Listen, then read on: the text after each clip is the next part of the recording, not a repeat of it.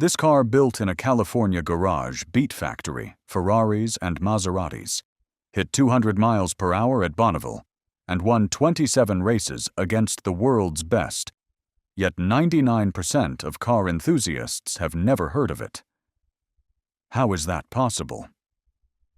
In 1959, a car built in a California garage exceeded 200 miles per hour at the Bonneville Salt Flats. It beat factory Ferraris and Maseratis on road courses across America. It turned heads everywhere it went, with styling so stunning that people still stop and stare today. Yet most car enthusiasts have never heard of it.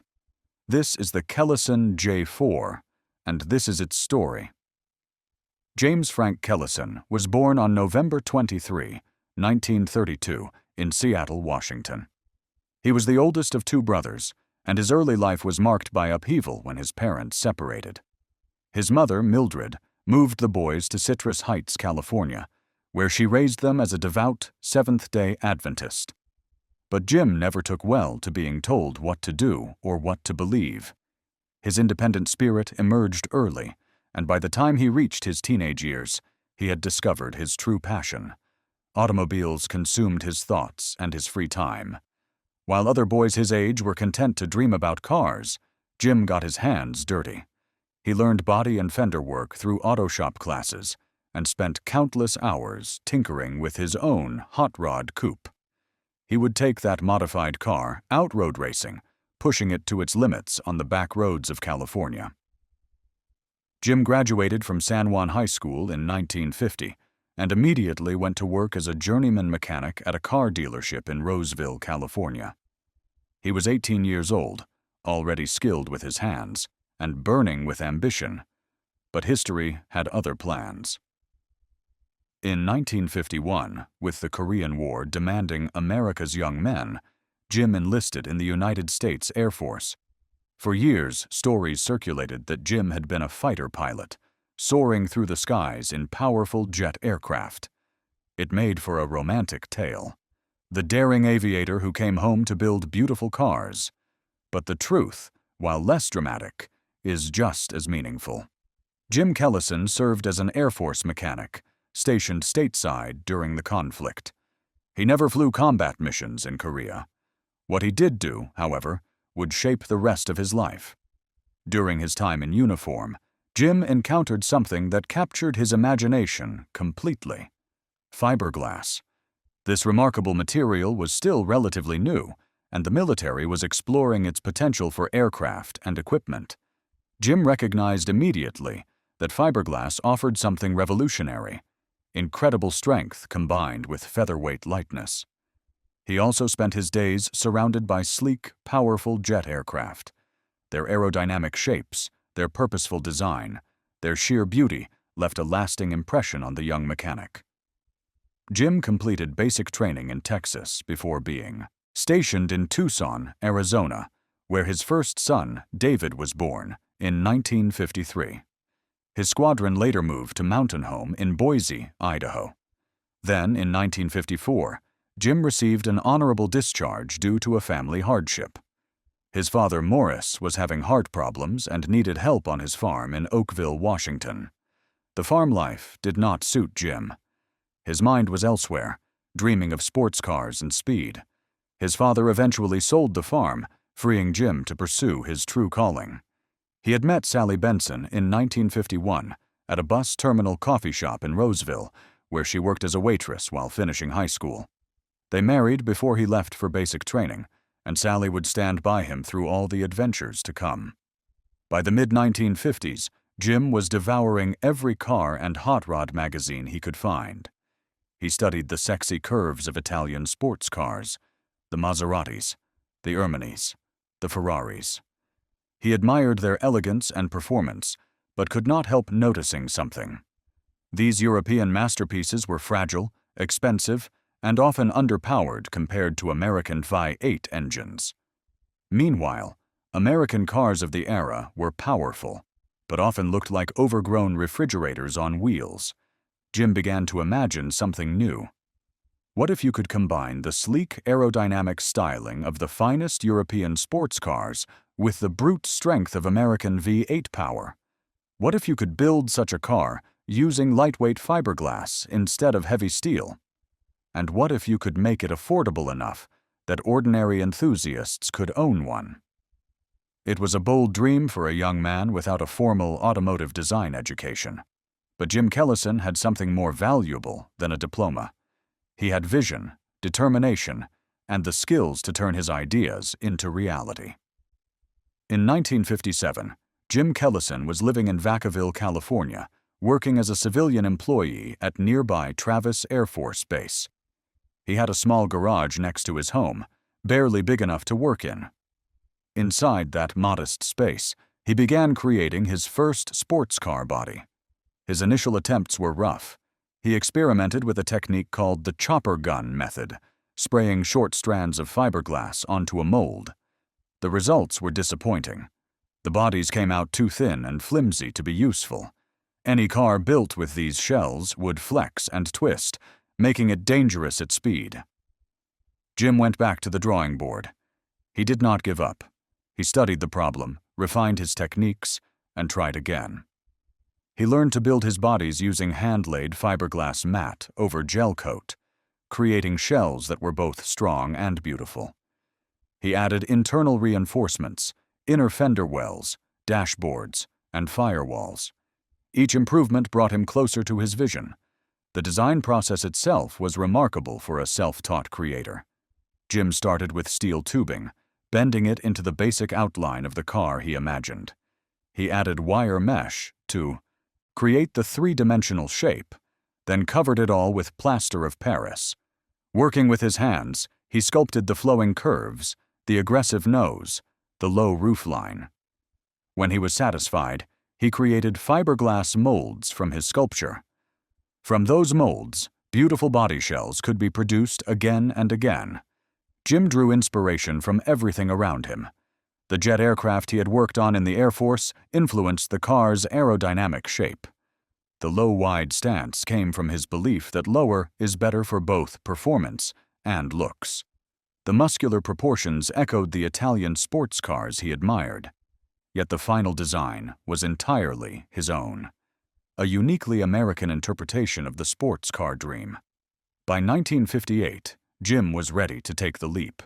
With what one account described as a lifelong preference for being his own boss, he quit his stable job at Travis Air Force Base. He rented a space at 905 Sutter Street in Folsom, California, a single row of tin-covered buildings at the end of the historic Gold Rush-era Main Street. The address would become so important to him that it inspired one of his car's nicknames, the 905. Kellison Engineering and Manufacturing Company was born. The letter J in J4 stood for Jim Kellison's first name. The number indicated this was the fourth design in his evolving series of sports car bodies. The earlier J1, J2, and J3 models had been smaller experiments, designed for various chassis sizes. The J4 was different. This was Jim's first serious attempt at a production sports car, and it showed. When one automotive publication got their hands on a J4 in December 1959, the writer summed it up perfectly. From any angle you look at it, it is a brute. The J4 was designed to make hearts race. Its coupe roofline stood just 39 inches tall, or about 99 centimeters, so low that the car's shoulders were higher than the driver's head when seated inside.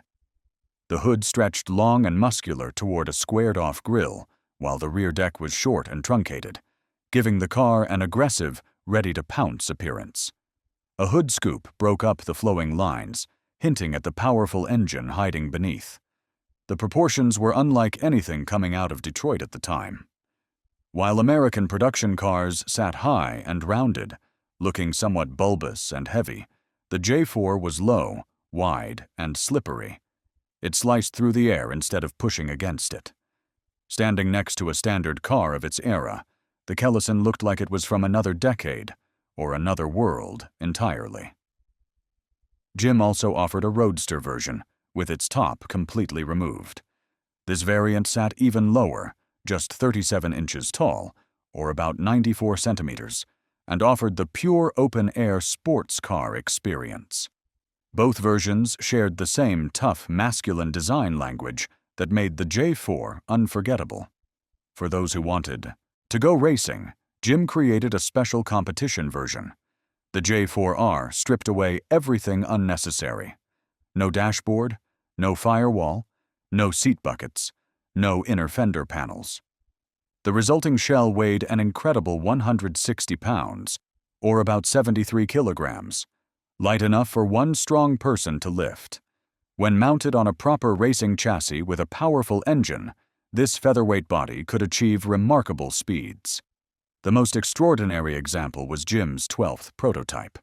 Fitted with a massive big block engine, this competition J4 was taken to the Bonneville Salt Flats in Utah, where cars go to chase speed records on the flat, endless white surface. Driven by Bill Burke and Mel Chastain, this prototype exceeded 200 miles per hour, or about 322 kilometers per hour.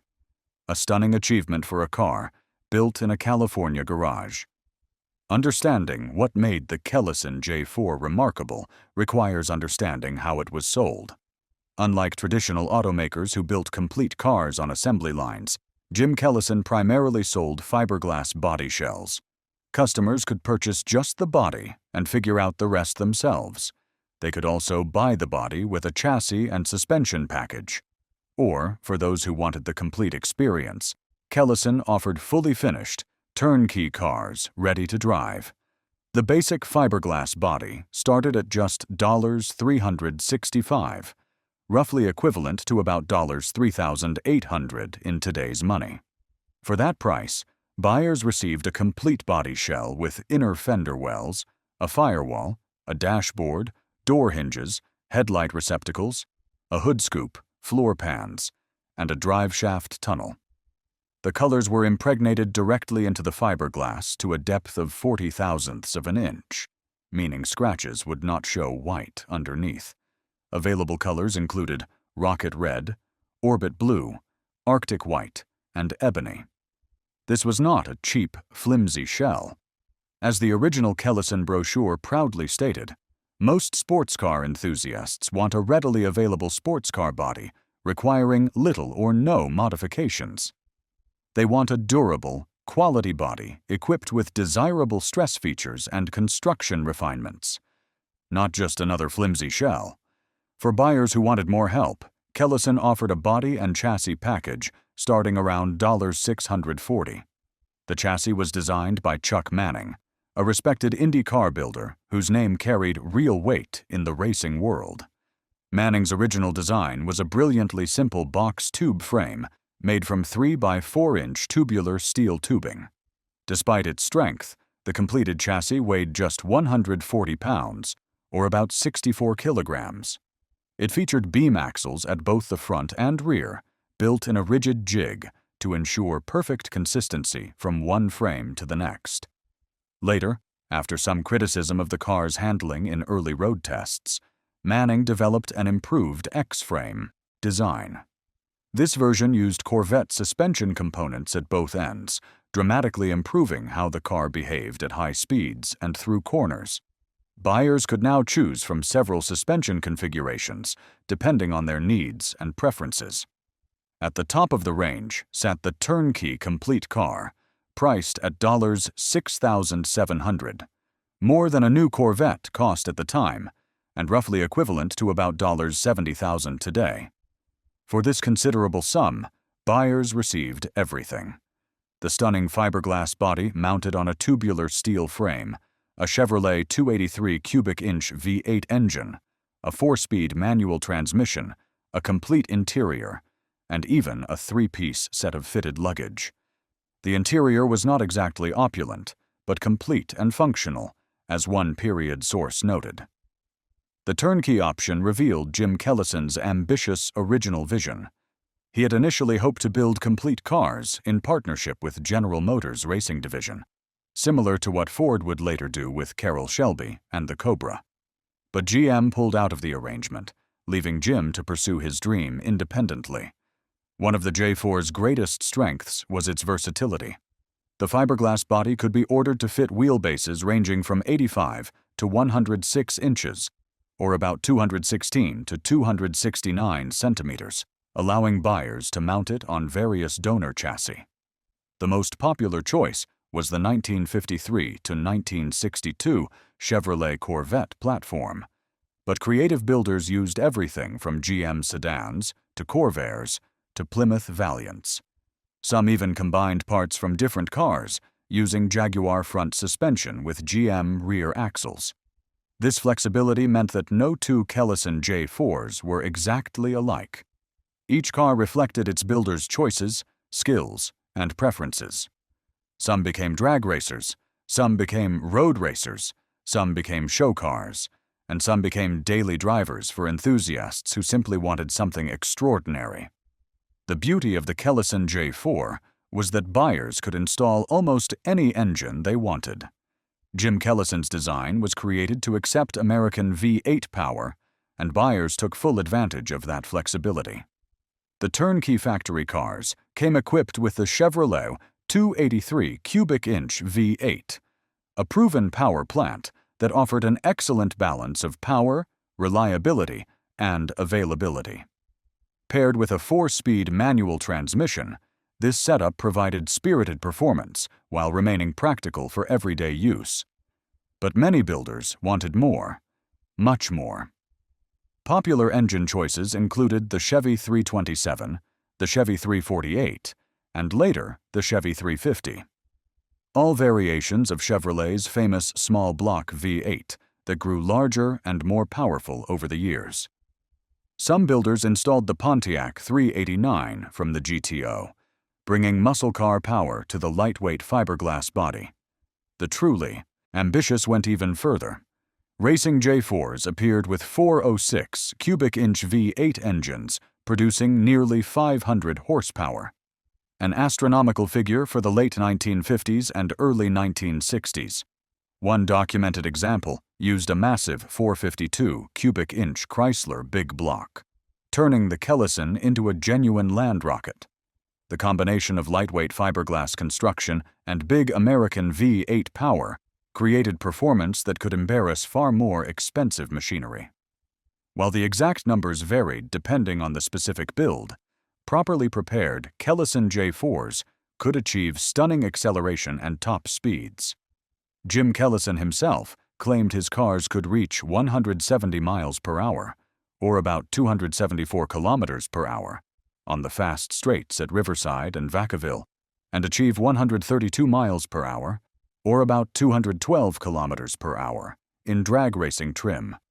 The completed weight of a typical J4 hovered around 1,950 pounds, or about 885 kilograms, roughly half the weight of a standard American car of the era. With 400 or more horsepower moving less than a ton of vehicle, the mathematics of performance worked strongly in the Kellison's favor. December 1959 brought a pivotal moment for the Kellison J4. One of America's most respected automotive publications published a full road test of the car. The article began, promisingly enough, with the writer clearly impressed by the J4's stunning appearance. "From any angle you look at it, it is a brute," the writer stated, capturing the aggressive beauty that made the Kellison stand out. Readers across America saw the photographs and started dreaming. But then came the driving impressions, and the news was not all good. The test car had been mounted on a worn-out 1956 Corvette chassis, and it showed. The handling was problematic, with severe oversteer that made the car difficult to control at speed. The article concluded that the J4 was too pretty to race. For Jim Kellison, the review was a gut punch. Here was his dream car being criticized in front of a national audience. The handling problems were not really the fault of his body design. They stemmed from the tired chassis underneath. But readers did not know that. The damage to the Kellison reputation could have been devastating. A lesser man might have thrown in the towel. Jim Kellison did not. Instead, he turned to Chuck Manning, the IndyCar chassis builder who had already helped with the original frame design. Together, they developed a completely new chassis that would transform the J4's behavior. Manning's improved X-frame design used Corvette suspension components at both the front and rear, providing the sophisticated independent suspension geometry needed for true high-performance driving. The new chassis dramatically improved handling, turning the Kellison from a straight-line screamer into a genuine all-around sports car. Jim also refined his body construction and offered even more comprehensive kits to help buyers achieve better results. He learned from the criticism and made his product better. This resilience in the face of adversity would characterize Jim Kellison's entire career. While some buyers purchased Kellison J4s simply to enjoy on the street, others had more competitive ambitions. The car's combination of low weight, aerodynamic efficiency, and powerful engine options made it a natural competitor on racetracks across America. Kellison-bodied cars became regular participants in Sports Car Club of America events, competing on famous circuits like Laguna Seca, Riverside, and Willow Springs. In an era when American sports car racing was often dominated by expensive European machinery, Ferraris, Maseratis, Jaguars, the Kellison proved that a car built in a California garage could run with the best of them. The racing success was remarkable. Various sources credit Kellison cars with claiming 27 victories against factory Ferrari Testarossas and Maserati birdcages, some of the most desirable and capable sports racing cars ever built. These were not obscure local events. These were serious competitions against serious machinery. One of the most dramatic demonstrations of Kellison performance came at the Bonneville Salt Flats. Jim's 12th prototype, J4, fitted with a big block Chrysler V8 and driven by Bill Burke and Mel Chastain, exceeded 200 miles per hour, or 322 kilometers per hour, on the salt. This was extraordinary speed for any car, let alone one designed and built by a small company in Folsom, California. The racing pedigree continued with a related Kellison model, the K3.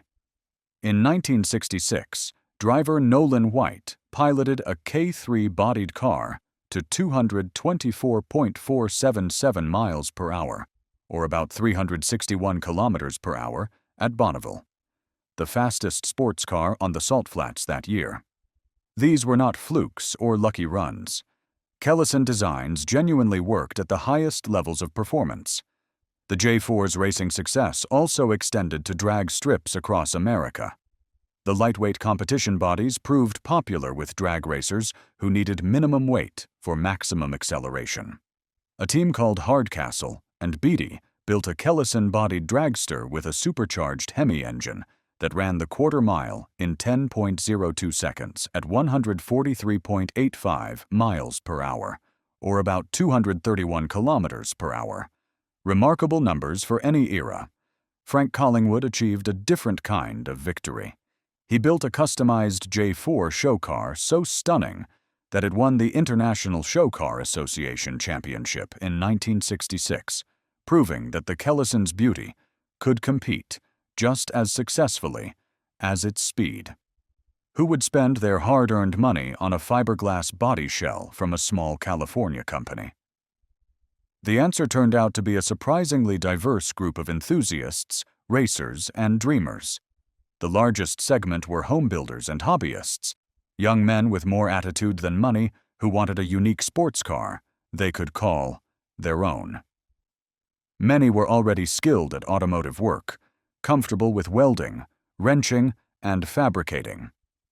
For them, a Kellison kit represented an opportunity to build something extraordinary at a fraction of the cost of buying a factory sports car. Racers formed another important group. The lightweight J4R competition bodies, weighing just 160 pounds or 73 kilograms, were perfect for those chasing victory on road courses and drag strips. The bodies could be mounted on purpose-built racing chassis with whatever engine combination the rules allowed. Show car builders recognized the J4's stunning lines as perfect canvases for customization. Some created elaborate show cars with custom paint, interiors, and accessories that toured the car show circuit. Perhaps the most interesting buyers were those who simply wanted something different for daily driving. These were enthusiasts who could have bought a Corvette from a Chevrolet dealer, but chose instead to build something unique. They valued individuality over convenience, character over conformity. One well-documented early owner was Don Rodimer, who purchased a new Kellison J-4R in 1959. Rodimer was a founding member of the Northern New Jersey region of the Sports Car Club of America and would eventually become the regional executive director.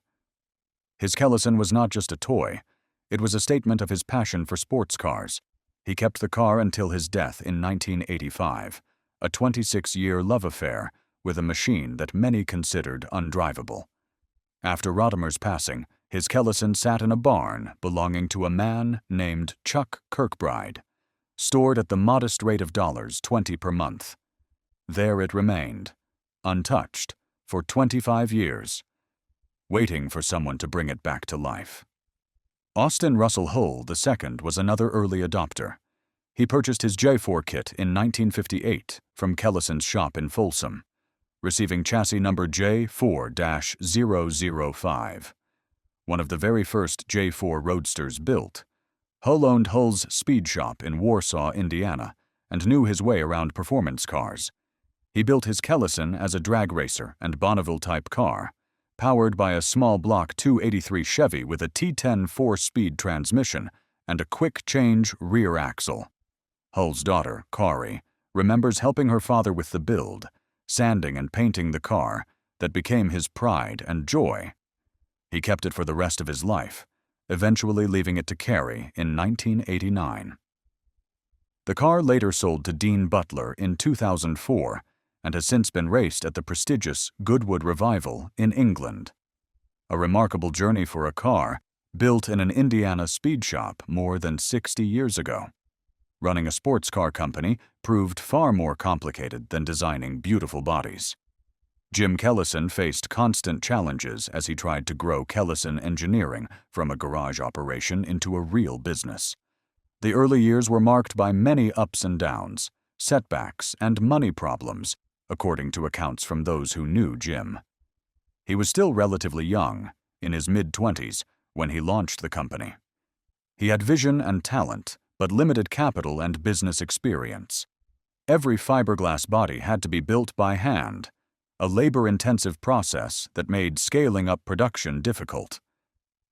The original plan had been ambitious: build complete cars in partnership with General Motors' racing division. This would have been similar to the arrangement Ford later developed with Carroll Shelby for the Cobra. With GM's resources behind him, Jim could have taken Kellison to an entirely different level. But GM pulled out of the deal, leaving Jim to pursue his dream alone. Despite the setbacks, the J4 sold reasonably well. Jim later estimated that approximately 300 J4 coupe bodies were sold during the original production run of 1958 to 1959, along with 20 to 25 roadster bodies and about 50 racing bodies. For a small company selling kit car bodies, these were respectable numbers. The business continued to evolve. Jim developed new models: the J5 with a stretched wheelbase and higher roofline, the J6 Panther with even more interior room and a proper trunk. He expanded into other products as market demands changed, eventually producing dune buggies, drag racing bodies, boats, and even hot tubs. In 1961, financial pressures led Jim to partner with Max Germain of Allied Fiberglass in Sacramento. This arrangement provided much-needed capital for expansion, but also complicated the Kellison story. Bodies began selling under both the Kellison and the Astra brand names. When Jim and Germain eventually parted ways, Allied continued selling J-Series bodies as Astras, meaning that Kellison design cars were produced under different names into the late 1960s. The company moved from Folsom to larger facilities in Lincoln, California, eventually occupying a former 2-story grain warehouse on the main street. At its peak, Kellison Engineering had 3 different locations in Lincoln and was producing a wide variety of fiberglass products. Then came disaster. In the late 1960s, a fire destroyed all of the company's records. Production numbers, customer information, financial records, all gone. This is why precise figures for Kellison production remain estimates to this day, based on Jim's recollections before his death, rather than hard documentation. If you are enjoying this story of American automotive ambition and ingenuity, please consider subscribing to the channel. Your support helps us bring you more deep dives into the fascinating world of forgotten automotive history. By 1970, Jim Kellison had closed Kellison Incorporated. The company that had once challenged European sports car makers was gone. What happened? Several factors combined to end the Kellison adventure. The American automotive landscape had changed dramatically since 1958. The Shelby Cobra arrived in 1962, offering a professionally built American sports car with dealer support and racing success. Factory muscle cars from Detroit, the Mustang, the Camaro, the GTO. These offered incredible performance at affordable prices with full warranties. For the typical buyer who wanted an exciting car, these factory options made building a kit car seem unnecessary. Why spend months assembling a fiberglass body when you could drive a brand new Mustang off a dealer lot? The kit car market itself shifted. The Dune, the buggy craze of the late 1960s, drew many enthusiasts toward simpler, cheaper vehicles based on the Volkswagen Beetle. These buggies were easier to build and maintain than sophisticated sports cars, appealing to a different type of buyer. Increasing government regulations also played a role. Safety and emissions requirements became more stringent throughout the 1960s, making it harder to register home-built vehicles in many states. Insurance became more expensive and harder to obtain for non-production cars. And perhaps most simply, Jim Kellison was ready for something new. He was in his late 30s, had been building fiberglass bodies for over a decade, and had a family to support. The constant financial struggles of the sports car business had taken their toll. After closing Kellison Incorporated, Jim opened a bookstore, but he could not stay away from cars forever. In 1976, he founded Eagle American Racing, later renamed Red Stallion Limited, to produce Cobra replicas called Stallions. These were different from his J-Series designs, longer and wider than original Cobras, with sturdy frames capable of handling big 429 cubic inch Ford engines. Jim built 117 Stallions before selling out to his partner in 1980. Interestingly, a Stallion appeared in the 1995 film Bad Boys, starring Will Smith, a small piece of Kellison heritage on the big screen. Jim spent his later years in various businesses, including gold and silver trading and a jewelry store that his family continues to operate. He remained proud of his automotive achievements, but moved on to other chapters of his life. James Frank Kellison passed away on September 30, 2004, at the age of 71. He left behind 4 sons, a devoted wife, and a legacy of beautiful, powerful automobiles that continue to captivate enthusiasts today. After decades of obscurity, the Kellison J-4 has begun to emerge from the shadows of automotive history. Enthusiasts, collectors, and historians have taken new interest in these forgotten American sports cars, recognizing them as important pieces of the post-war automotive story. Several factors have driven this rediscovery. The general appreciation for 1950s and 1960s fiberglass specials has grown as collectors seek alternatives to increasingly expensive name-brand classics. A pristine Ferrari or Maserati from this era might cost millions of dollars, placing them beyond reach for most enthusiasts.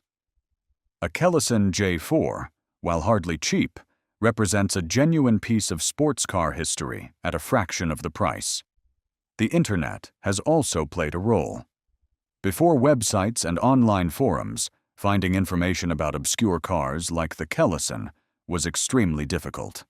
Now, dedicated enthusiasts have assembled remarkable resources documenting the history, specifications, and surviving examples of J-Series cars. The Kellison, Registry at KellisonCars.com includes approximately 120 registered owners with documented vehicles, along with extensive historical information and period advertising materials. Auction results demonstrate the market's growing appreciation. In February 2021, the famous Don Rodimer J4R, the same car that had sat in a barn for 25 years, sold at Bring a Trailer auction for $51,000. Other well-sorted Kellisons have commanded prices in the $30,000 to $65,000 range, with the most exceptional examples approaching six figures. For perspective, these prices remain far below what comparable European sports cars from the late 1950s would cost. A Ferrari or Maserati from the same period that could match a Kellison's performance would sell for many times more. This value proposition has attracted a new generation of buyers who appreciate both the cars and their place in history. The most significant recognition came in August 2023, when a restored 1960 J4X was shown at the Quail, one of the most prestigious automotive events in the world, held during Monterey Car Week in California. This was reportedly the first time any Kellison had appeared at the Quail, a milestone that would surely have delighted Jim Kellison. Finding a Kellison J4 today requires patience, connections, and often a willingness to take on a project. These were never common cars to begin with, and the decades since production have taken their toll on the population. Many Kellison bodies were purchased as kits but never completed. Building a proper sports car from a fiberglass shell required significant skill, time, and resources. Life intervened for many buyers: marriages, children, job changes, military service. The body shell that was going to become an amazing sports car someday often sat in a corner of the garage for years, then decades. Some were eventually thrown away. Others remain hidden in barns and storage units across America, waiting to be rediscovered. Those J4s that were completed faced the normal hazards of automotive life. Racing cars were crashed and rebuilt, sometimes multiple times. Street cars were driven, worn out, and eventually abandoned. Fiberglass bodies, while resistant to rust, can crack, warp, and deteriorate if poorly stored. The Sarasota Classic Car Museum in Florida has displayed a 1959 Kellison, one of the few museum examples of the breed. Kellisons have appeared at major concours events including Amelia Island in 2015 and 2018, and the Milwaukee Masterpiece in 2011. These appearances have helped introduce the cars to new audiences. Several well-documented J4s remain active in vintage racing. The Don Rodimer/Rich Taylor car has an extensive SVRA competition history spanning decades. Chassis J4-005, the Hull family roadster, has competed at European events including multiple Goodwood Revival appearances, racing against the finest sports cars of its era on one of the world's most prestigious historic racing circuits. For those seeking to purchase a Kellison J4, several options exist. Auction houses like Bring a Trailer and Bonhams occasionally list examples, ranging from complete, race-ready cars to unfinished projects. Specialist dealers in vintage sports cars sometimes have Kellisons in their inventory. The Kellison Registry connects buyers and sellers within the community. Prices vary wildly depending on condition, completeness, and provenance. An unfinished body shell might sell for under $1,000, while a bare body with an original factory frame could bring $5,000 or less. Completed cars on various chassis range from $10,000 to $30,000, depending on the quality of the build. Well-documented, race-prepared examples with significant history command $50,000 to $100,000 or more. Restoring a Kellison J4 offers unique challenges and rewards. Unlike mass-produced cars with readily available replacement parts, each Kellison was essentially hand-built. The body came from Kellison, but everything else was sourced by the original builder from various suppliers. This means that restoring a J4 often requires detective work to understand what the original builder did. What chassis is underneath?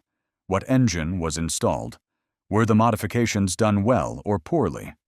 Every J4 tells a different story. Rich Taylor documented his restoration of the Don Rodimer J4R, as you might expect from a car that sat untouched in a barn for 25 years. "Our Kellison J4R was a mess," he wrote. The restoration required approximately $20,000, equivalent to perhaps $55,000 today, to bring the car to vintage racing specification. Taylor went on to race the Kellison extensively, including a memorable third-place finish at the 1986 Sebring Vintage Race against Sterling Moss in a Maserati birdcage and Peter Sachs in a Ferrari Testarossa. The fiberglass bodies themselves can often be repaired, though this requires specialized skills. Cracks can be filled, delamination addressed, and damaged sections rebuilt. Unlike steel bodies that rust from the inside out, fiberglass bodies mainly suffer from impact damage and poor storage conditions. A body that looks rough may clean up better than expected. One significant challenge is that original molds appear to be lost. The Kellison molds for the J4 and J5 have not been definitively located, and no reproduction molds are known to exist. This means replacement body parts cannot be easily obtained. Restorers must work with what survives or commission custom fabrication. The mechanical aspects of restoration are often more straightforward, since most J4s use commonly available American components. Chevrolet Vi-8 engines have abundant parts support. Corvette suspension components are well documented. Standard transmission options from GM, Ford, or others can be rebuilt using off-the-shelf parts. The emotional rewards of restoring a Kellison can be substantial. These cars represent a particular moment in American automotive history, a time when a determined individual could challenge the established order and create something beautiful. Each restored J4 preserves that spirit for future generations. Looking at a Kellison J4 today, it is striking how modern the design appears despite being drawn in the late 1950s. Jim Kellison's self-taught sense of proportion and aerodynamics created lines that would look at home decades later. Several observers have noted the resemblance between the J4 and later production cars. The overall shape, with its low roofline, long hood, and short rear deck, anticipated the long hood, short deck proportions that would define American sports cars for generations. Some enthusiasts see echoes of the J4 in cars as varied as the Datsun 240Z, the TVR 2500M, the Fiat Spider, and even modern Corvettes. One intriguing comparison involves the Ferrari 250 GTO, often considered one of the most beautiful cars ever built. The GTO debuted in 1962, several years after the J4, and shares some visual similarities with Jim Kellison's design. This is not to suggest Ferrari copied Kellison, but rather that both designers drew from similar influences and arrived at similar conclusions about what a sports car should look like.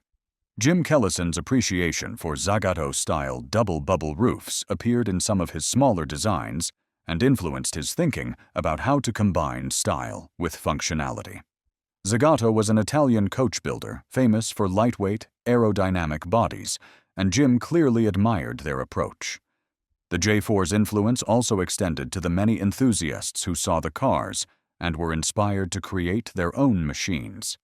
The Kellison demonstrated that a small company, even a single determined individual, could produce a genuinely competitive sports car.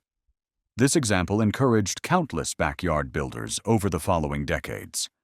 Perhaps most importantly, the J4 represented an approach to sports car design that prioritized certain timeless principles: low weight, aerodynamic efficiency, powerful engines, and beautiful proportions.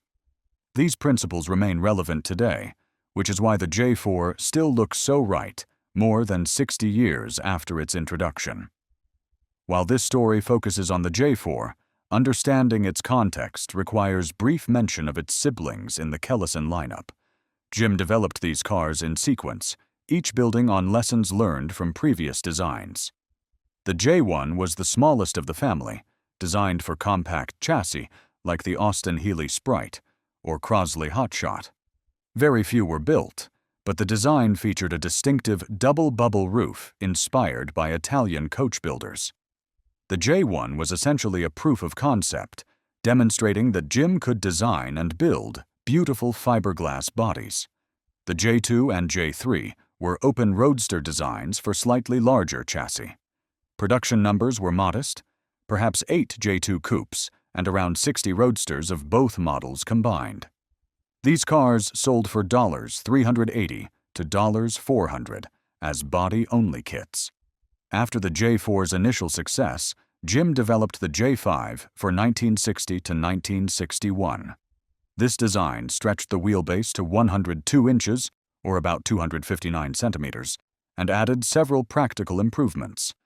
Dual headlights, longer doors for easier entry and exit, and a roof raised 2 inches for additional headroom. Approximately 300 to 400 J5 bodies were produced, making it another successful model in the lineup. The J6 Panther arrived in 1962 to 1963 with an even higher roofline, a proper trunk with a lid, and styling specifically designed to fit the 1953 to 1962 Corvette chassis. This was perhaps the most practical of the J-Series cars, offering real daily driver usability while maintaining the Kellison family's aggressive good looks. An estimated 500 to 550 J6 bodies were produced, the highest number of any single Kellison model. After Jim and Max Germain parted ways, Germain's allied fiberglass company produced the Astra X300 GT from 1964 to 1968. While designed by Germain rather than Jim Kellison, this car traced its lineage directly to the original J-Series and represented the final evolution of the design family. Approximately 500 Astra bodies were built. Taken together, the J-Series and related cars represent a significant body of work. Best estimates suggest that Kellison and its associated companies produced around 2,000 fiberglass bodies of all types over the years. An impressive total for what began as one man's dream in a Vacaville garage. The Kellison J4 represents something larger than just a fiberglass sports car. It embodies a particularly American form of ambition, the belief that a determined individual can take on established giants and compete through innovation, hard work, and sheer willpower. Jim Kellison didn't have the resources of General Motors or the racing heritage of Ferrari. He had a vision, a set of skills, and an absolute refusal to accept that building beautiful, fast sports cars was only for wealthy corporations or European craftsmen. He proved that it was not. The J4 competed against and beat cars costing many times more. It set speed records at Bonneville. It won road races against factory-backed European machinery. It earned respect from serious racers and enthusiasts who recognized quality when they saw it. All of this from a company operating out of a tin-roofed building in Folsom, California. This spirit of individual entrepreneurship remains central to American culture. The same drive that pushed Jim Kellison to build sports cars in the 1950s motivates countless innovators today who challenge established industries with new ideas and relentless effort. The Kellison story resonates because it is really the story of American enterprise itself. The cars themselves serve as physical reminders of this legacy. Every surviving J4 carries Jim Kellison's vision into the present day. When one of these machines appears at a car show or rumbles to life at a vintage race, it demonstrates that the dream has not died. It is just waiting for the next generation to discover it. For collectors and enthusiasts, the J4 offers something increasingly rare in the collector car world: genuine rarity combined with accessible pricing, significant historical importance, and a compelling human story. These are not anonymous products from a corporate assembly line. They are individual expressions of one man's passion, built in small numbers for people who shared that passion. For those inspired to seek out a Kellison J-4 of their own, a few practical considerations may help guide the search. First, decide what you want to do with the car. Will it be a show car, a vintage racer, a street driver, or a combination? This decision will influence what kind of J-4 to seek and how much to invest. A car with documented racing history and SCCA or SVRA logbooks will command a premium but offers immediate eligibility for major vintage racing events. A complete street car in good condition provides the immediate gratification of driving without a lengthy restoration. A project car offers the lowest entry price but requires significant time, skill, and additional investment. Research before buying. The Kellison Registry at kellisoncars.com is an invaluable resource, offering technical information, historical documents, and connections to other owners. Understanding what a proper J-4 should look like helps avoid poorly modified examples or misrepresented cars. Inspect carefully. Fiberglass bodies can hide problems that are not immediately visible. Look for signs of previous damage repair, stress cracks, and delamination. Examine the chassis closely. Different J-4s were built on vastly different underpinnings, and chassis condition is critical to safety and performance. Ask about history. Documentation adds significant value to any collector car, and Kellisons are no exception. Period photographs, original purchase records, competition history, and restoration documentation all help establish provenance and can substantially increase a car's worth. Budget realistically. Purchase price is just the beginning. A complete, well-sorted J-4 might require minimal additional investment, while a project car could easily require tens of thousands of dollars to complete properly. Factor in transportation costs, storage, insurance, and the inevitable surprises that come with any vintage car. Connect with the community.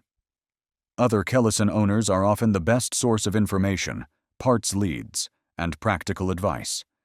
The registry, online forums, and social media groups bring enthusiasts together and provide support for ownership and restoration. Be patient. Good J-4s do not appear frequently, and the right car may take time to find. Rushing into a purchase often leads to disappointment when problems emerge later. The right car at the right price is worth waiting for. Every old car carries stories, and Kellison J-4s have accumulated some remarkable ones over the decades. Consider the 1960 J-4EX that Jim Kellison himself sold in 1987. After passing through various owners, it was eventually found in a junkyard, abandoned, forgotten, seemingly destined for destruction. Someone recognized what it was and rescued it. After extensive restoration, including new paint in a striking Cotswold blue, widened rear fenders, a reinforced body, and a completely renewed interior with leather and plaid inserts, the car emerged reborn. In 2022, it successfully completed the 30th New England 1000, ADIT, challenging vintage car rally covering hundreds of miles over several days. The following year, it appeared at the Quail, the first Kellison ever displayed at that prestigious event. The prototype that exceeded 200 miles per hour at Bonneville ended up in Nice, France, of all places. This 12th prototype, with its rare Chuck Manning box tube frame, underwent a restoration costing over €50,000 and has been featured in publications. How an American fiberglass sports car from Folsom, California, came to reside on the French Riviera is itself a story lost to time. Chassis J-4-005, built by Austin Russell Hull II at his Indiana speed shop, made an even more improbable journey. After Hull's passing in 1989, his daughter Carrie inherited the car her father had treasured. In 2004, she sold it to Dean Butler, who had it prepared at a race shop in Cincinnati, Ohio. From there, the car traveled to Europe, where it competed in the BRDC Historic Sports Car Championship, raced at the Nürburgring Oldtimer Meeting and Spa-Francorchamps, and appeared multiple times at the Goodwood Revival, one of the most exclusive vintage racing events in the world. As recently as 2024, this same car, now approaching 70 years old, was still competing at Goodwood, still turning heads, still carrying on the legacy that Jim Kellison started in his California garage. What lies ahead for these forgotten American sports cars? The signs are encouraging. Interest in 1950s and 1960s fiberglass specials continues to grow as collectors appreciate their historical significance and accessible pricing. Major auction houses now regularly feature Kellisons, introducing them to international audiences of potential buyers. Coverage in enthusiast media, from traditional magazines to websites to video channels, has increased awareness among younger enthusiasts who might never have encountered these cars otherwise. The value trajectory appears positive. While Kellison prices remain far below comparable European machinery, they have risen steadily as the cars gain recognition. Strong investment potential exists for buyers who select good examples and maintain them properly. The vintage racing community provides another avenue for keeping these cars active and visible. Kellisons remain eligible for various historic racing series, and their combination of competitive performance, reasonable maintenance costs, and distinctive appearance makes them attractive choices for racers seeking something different from the usual suspects. Perhaps most importantly, the enthusiast community that supports Kellison ownership appears healthy and committed. The registry continues to document survivors and connect owners. Knowledge is being preserved and shared. New generations are discovering these remarkable machines. Jim Kellison probably never imagined that people would still be racing, showing, and treasuring his creations more than 60 years after he first shaped that fiberglass body in his Vacaville garage. But then again, Jim Kellison built his career on doing things others thought impossible. His spirit lives on in every surviving J4, in every enthusiast who appreciates these cars, and in everyone who looks at a Kellison and sees not just a forgotten sports car, but a dream realized.